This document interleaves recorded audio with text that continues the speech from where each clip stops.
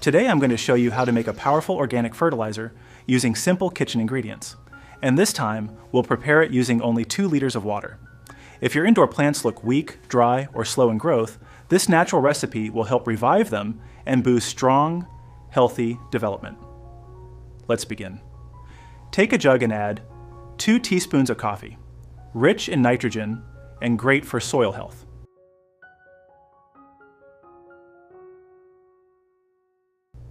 2 tablespoons of baking soda helps balance soil pH and reduce fungal problems. 1 tablespoon of ground cloves, a natural pest repellent and growth booster. 5 crushed bay leaves, full of trace minerals that strengthen plant immunity. 3 finely chopped garlic cloves, known for antibacterial and insect repelling properties.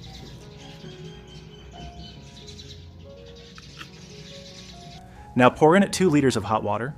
Mix everything well and let it cool completely. Once cooled, strain the mixture. Your natural fertilizer is ready.